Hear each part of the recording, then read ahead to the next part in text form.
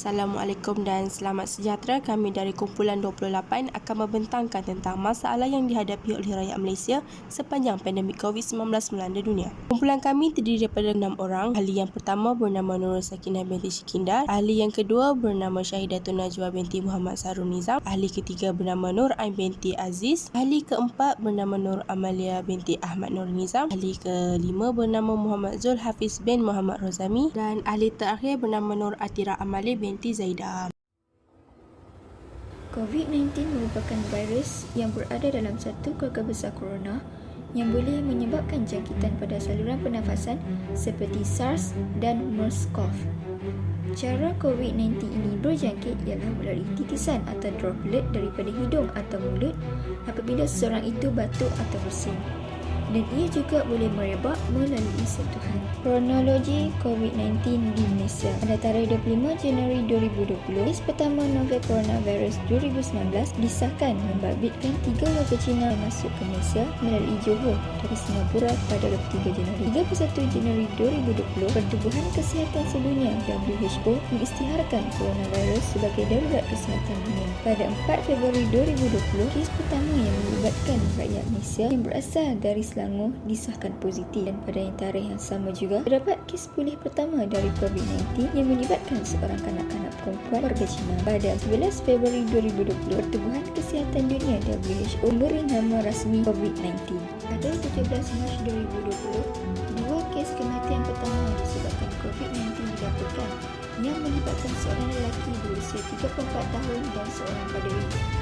Pada 18 Mac 2020, kerajaan melaksanakan Perintah Kawalan Pergerakan PKP pertama dengan SOP yang ketat.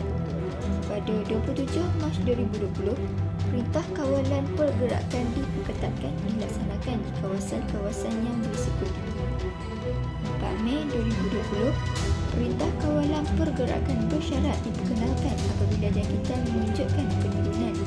SOP dilonggarkan sedikit. 10 Jun 2020, lebih banyak kelanggaran SOP menerusi Perintah Kawalan Pergerakan Pemulihan PKPP. Kementerian Kesihatan Malaysia KKM melaporkan bahawa pada tahun 2019 hingga tahun 2020, Malaysia telah mencatatkan jumlah keseluruhan kes jangkitan COVID-19 iaitu sebanyak 2,614,480 kes. Manakala jumlah kes aktif pula, Malaysia telah mencatatkan sebanyak 67,547 kes sepanjang tahun 2019 hingga tahun 2020. Jumlah kematian, Malaysia telah mencatatkan sebanyak 30,240 kes yang melibatkan kematian dalam kalangan kanak-kanak, remaja dan keluarga emas.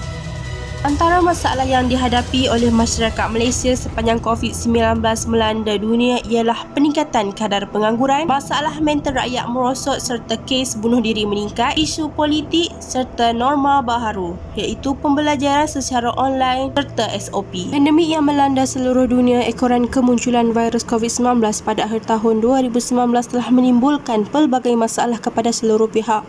Ini telah menyebabkan berlakunya peningkatan kadar pengangguran di seluruh dunia. Tidak terkecuali Malaysia juga tersenarai dalam negara yang mencatatkan kadar pengangguran yang tinggi. Peningkatan kes menyebabkan ekonomi mengalami kejatuhan kerana kebanyakan yang menyumbang kepada peningkatan kes adalah bermula dari sektor perkilangan. Maka kerajaan memerintahkan bahawa beberapa sektor perniagaan terpaksa berhenti beroperasi buat sementara waktu sehingga diberi kebenaran semula. Dari itu, banyak pekerja yang terpaksa diberhentikan. Ekoran kilang yang tempat mereka bekerja mengeluarkan notis supaya berhenti beroperasi untuk sementara waktu. Perlambakan pengangguran menyebabkan perbelanjaan isi rumah terjejas. Menurut berita Isra Awani, sebanyak 4 daripada 10 ketua isi rumah hanya bergantung kepada bantuan kerajaan untuk menangani kewangan. Assalamualaikum, saya Nur Amalia binti Ahmad Nur Nizam, memegang nombor matrik 289777, akan menerangkan tentang masalah lain yang dihadapi sepanjang COVID-19 iaitu peningkatan kadar tekanan mental dan kes bunuh diri.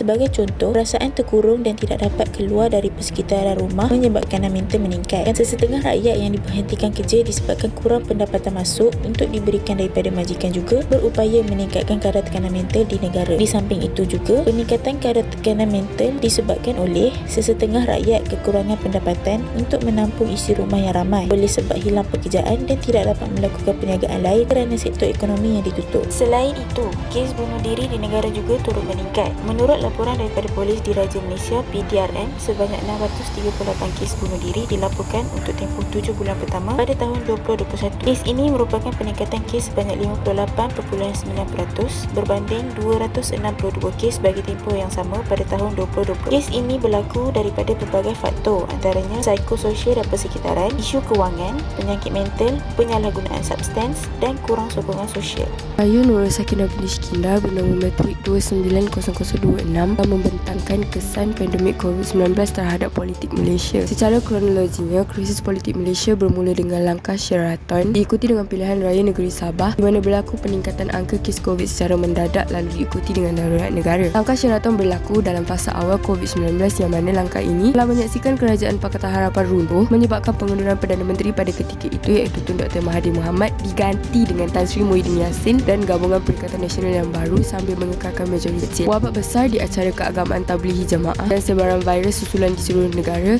didakwa telah diburukkan oleh ketidakstabilan politik Malaysia yang mana pada ketika itu Menteri Kesihatan baru Dr. Adham Baba telah memberi pendahulunya Dr. Zuli Ahmad walaupun tiada kerajaan jelas yang bertanggungjawab ke ibu mengenai hal COVID-19. Tidak lama setelah kerajaan baru didirikan, kerajaan mengumumkan perintah kawalan pergerakan di seluruh negara untuk mengekang penyebaran virus. Dengan ketidakstabilan politik yang berterusan, Yang di-Pertua Agong memberi amaran kepada ahli politik Malaysia pada Mei 2020 bahawa baginda ingin memberi nasihat agar tak mengheret negara sekali dalam kekacauan politik yang menimbulkan ketidakpastian susulan krisis kesihatan yang sedang berlaku di negara ini.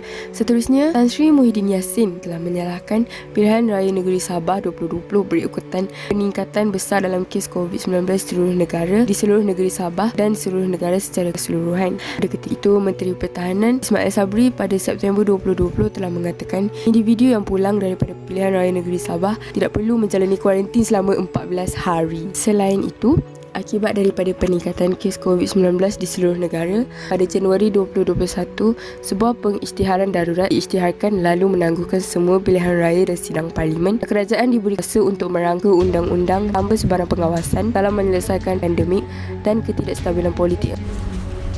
Seterusnya, norma baharu pembelajaran secara online dan SOP.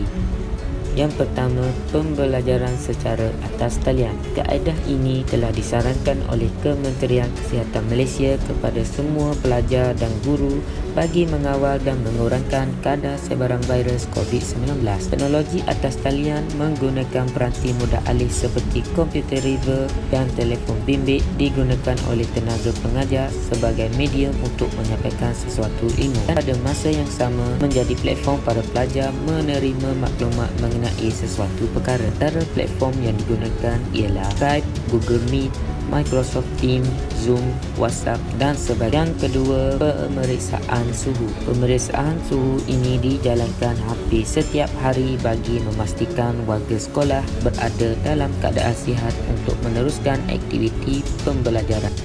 Kesimpulan yang dapat dibuat dari kes COVID-19 ini adalah seperti yang telah kita sedia maklum bahawa pihak kerajaan banyak menghulurkan bantuan kepada golongan yang memerlukan. Maka tugas kita sebagai rakyat pula adalah dengan mengikut SOP yang telah ditetapkan oleh pihak Kementerian Kesihatan. Hal ini bagi membendung gejala ini dari terus berjangkit. Kita juga hendaklah bersama-sama dalam membantu untuk meringankan beban barisan harapan dengan menjadi sukarelawan terutamanya di pusat vaksin yang mana melibatkan beribu-ribu orang yang akan hadir. Bukan itu sahaja, sebagai rakyat maupun individu yang mempunyai sikap prihatin dalam diri, haruslah kita mengambil tahu ataupun mengambil berat tentang keadaan semasa dan keadaan orang di sekeliling. Seperti yang kita tahu, ramai keluarga yang hilang punca pendapatan dan ramai pelajar yang tertekan dengan kaedah pembelajaran yang baharu di mana tidak lagi melibatkan sebarang kelakon.